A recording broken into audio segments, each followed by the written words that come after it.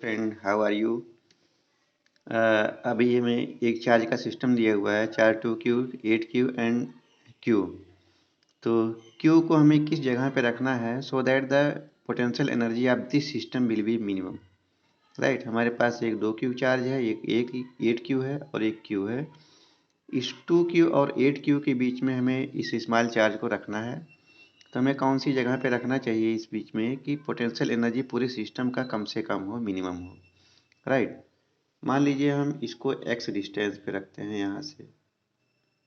तो ये पूरा डिस्टेंस कितना हो जाएगा, 9 into x. Right, 9 into x हो जाएगा। अब देखते हैं इस सिस्टम की पोटेंशियल एनर्जी कितनी होगी। राइट, पोटेंशियल एनर्जी क्या होती है, U इक्वल टू 1/4πε0। इन दोनों चार्ज की वजह से जो पोटेंशियल एनर्जी होगी कितनी होगी, वो होगी 2Q इंटू क्यू बाई इन दोनों के बीच का डिस्टेंस x। राइट, इन दोनों की डिस्टेंस x, क्योंकि ये सेंटीमीटर में है तो ये 10⁻⁻² हो जाएगा। प्लस अब इन दोनों चार्ज की वजह से जो पोटेंशियल एनर्जी होगी कितनी होगी, 1/4πε0 Q इंटू 8Q बाई इन दोनों के बीच का डिस्टेंस 9 - x इंटू 10⁻⁻² मीटर में। ना इन दोनों के बीच पोटेंशियल एनर्जी क्या होगी, वो होगी 2Q इंटू 8Q बाई इन दोनों के बीच का डिस्टेंस होगा 9 into 10⁻⁻²। This is entire potential energy. Right, this is entire potential energy and this should be minimum. Right, तो इसके लिए क्या, जिसे मान लिया हमारे पास ये है u is a function of x।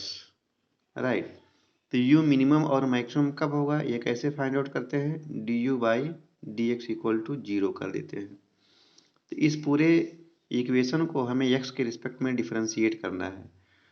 तो अगर डिफरेंशिएट कर रहे हैं तो कांस्टेंट टर्म बाहर आ जाएंगे और जो कांस्टेंट हैं, जो कॉमन है वो बाहर आ जाएंगे, जो कांस्टेंट है वो तो कैंसिल हो जाएगा, उसको कैंसिल, क्योंकि डिफरेंशिएट करेंगे तो ये 0 हो जाएगा।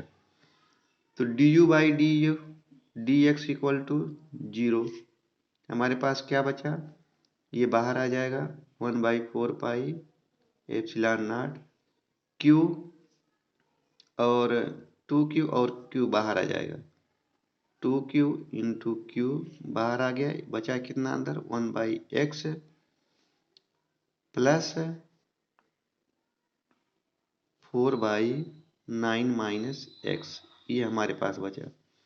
कहने का मतलब हमें इसी को डिफ्रेंशिएट करना है, 1/x plus 4/9 - x equal to 0।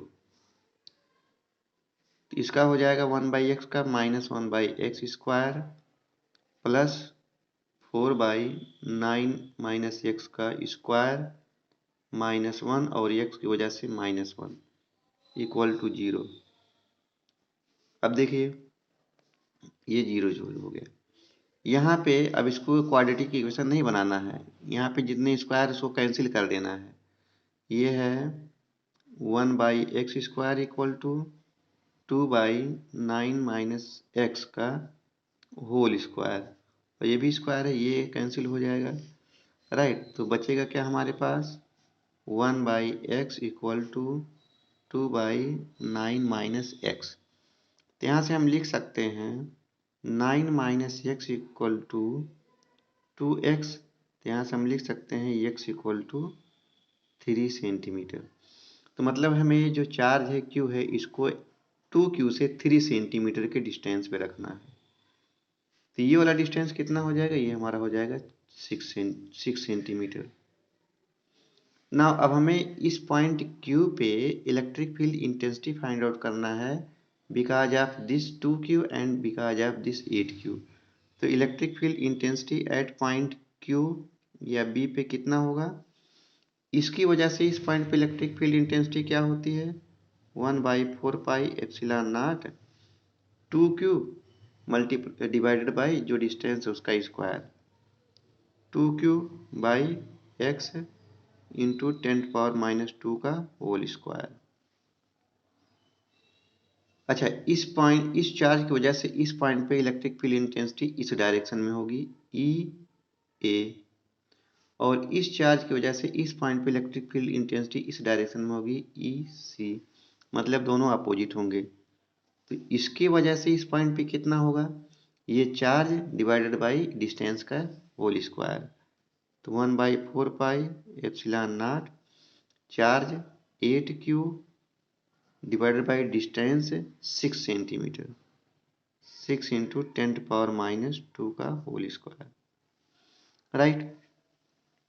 अब यहाँ पे ये टर्म तो कॉमन है, यहाँ पे 2Q है और यहाँ पे 3 सेंटीमीटर है, क्योंकि ये 3 सेंटीमीटर है, और यहाँ पे 8 है और यहाँ पे 6 सेंटीमीटर। इस 6 को हम लिख सकते हैं 3 इंटू 2, और 2 को हम बाहर निकाल लेंगे स्क्वायर के रूप में, तो ये बाहर आ जाएगा 4 हो जाएगा।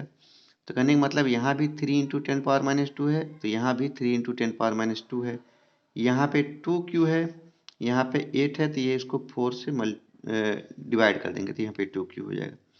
तो यहाँ पे 2Q, यहाँ पे 2Q, यहाँ पे 3, यहाँ पे 3, तो कहने का मतलब ये दोनों बराबर में है, इसलिए electric field intensity will be 0 at point Q। कोई सिस्टम मिनिमम एनर्जी लेवल पे क्यों जाना चाहता है?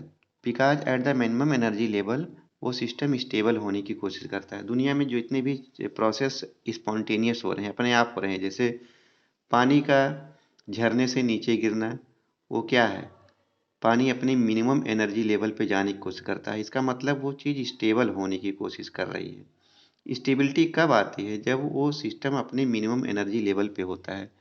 बुजुर्ग जो है बहुत स्टेबल होते हैं, वो बैठे ही रहते हैं, है ना, क्योंकि उनका एनर्जी लेवल मिनिमम है।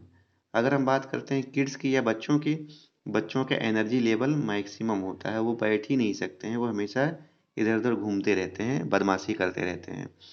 तो दुनिया में कोई भी सिस्टम है वो मिनिमम एनर्जी लेवल पे क्यों जाने की कोशिश करता है? Because it is trying to be more stable in the system, right. जैसे बारिश होती है, पानी वेपर के रूप में ऊपर रहता है, तो उसकी एनर्जी बहुत ज़्यादा होती है। कंडेंस होता है, वाटर के रूप में अर्थ पे आता है, तो उसकी एनर्जी मिनिमम हो जाती है, वो स्टेबल हो जाती है। तो जितनी भी चीज़ दुनिया में स्पॉन्टेनियस हो रही हैं, अपने आप हो रही हैं, वो अपने मिनिमम एनर्जी लेवल पे जाने की कोशिश करते हैं। That's why A system is stable in its minimum energy level. तो पोटेंशियल एनर्जी मिनिमम क्यों कहा गया है? So that this system of three charge might be in the stable equilibrium state. तो यहाँ पे पोटेंशियल एनर्जी अगर मिनिमम किस, जैसे मान लीजिए आपके पास एक इक्वेशन है y=x² + 2, इसका मतलब y is a function of x है यहाँ पे, right. y is a function of x है, तो y x पे डिपेंड कर रहा है, x is a variable on which y is depending. तो हम अगर y का मिनिमम और मैक्सिमम वैल्यू निकालना है तो क्या करेंगे हम? dy/dx = 0 कर देंगे। तो हमें x की कुछ वैल्यू आती है जिस पे y की वैल्यू मैक्सिमम हो सकती है या मिनिमम हो सकती है, राइट। वो एक बार और डिफरेंशिएट करने के बाद पता चलता है। तो यहाँ पे पोटेंशियल एनर्जी मिनिमम निकालने के लिए हमें ये ध्यान देना पड़ेगा कि पोटेंशियल एनर्जी का और x के बीच में एक रिलेशन होना जरूरी है। तो यहाँ से रिलेशन आ गया, u is a function of x, right. अब u is a function of x है, तो इसका मतलब u किसी x पे मैक्सिमम होगा, किसी x पे मिनिमम हो सकता है। तो कहाँ पे मैक्सिमम होगा, कहाँ पे मिनिमम होगा, इसको फाइंड आउट करने के लिए हम क्या करेंगे? डिफरेंशिएट करेंगे u को विद रिस्पेक्ट टू x। तो हमें x की कुछ वैल्यू आएगी, 3 centimetre I. At this 3 centimetre potential energy minimum होगी। तो x = 3 सेंटीमीटर ये इक्वेशन में रख के हम फाइंड आउट कर सकते हैं कि u मिनिमम कितना होगा। ये बताता है कि कहाँ पे कम होगा और ये बताता है कि कितना कम होगा, राइट। तो सबसे पहले ये फाइंड आउट करना पड़ेगा कि कहाँ पे कम है या कहाँ पे ज़्यादा है। अगर पता चल जाएगा कि हाँ यहाँ पे कम है, यहाँ पे ज़्यादा है, तो x की उस वैल्यू को रखिए इसमें, तो यहाँ पे वो वैल्यू आ जाएगी जो मैक्सिमम या मिनिमम है, right. That's all. Thank you very much. Thank you.